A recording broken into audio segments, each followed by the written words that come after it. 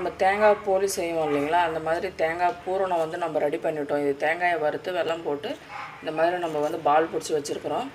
இது பார்த்திங்கன்னா நம்ம அரிசி மாவு, நம்ம டிஃபனுக்கு ஆட்டுவோம் இல்லைங்களா அரிசி மாவு, அதில் தான் நம்ம இதில் குழியில் போட போகிறோம். எப்படி போடலான்றதை பாருங்கள். ஒரு உண்டை நம்ம இதில் போட்டோம். இது மேலே மாவு நல்லா முக்கிற மாதிரி போட்டு அப்படியே ஸ்பூனில் எடுத்து இப்படி விட்டுருவோம்.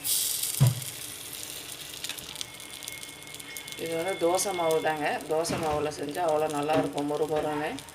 இது பாருங்கள், அப்படியே எடுத்து குழியில் விட்டுறலாம். இதே மாதிரி எல்லா பாலும் நம்ம இந்த மாதிரி பண்ணிக்கலாம். இந்த மாதிரி மேலே எண்ணெய் போட்டு நல்லா வேகும் போது திருப்பி போட்டுக்கலாம்.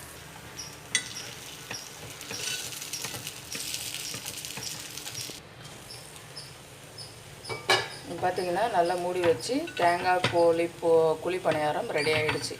இது யாருக்கெல்லாம் பிடிக்கின்றதை மறக்காமல் லைக் பண்ணிவிட்டு சப்ஸ்கிரைப்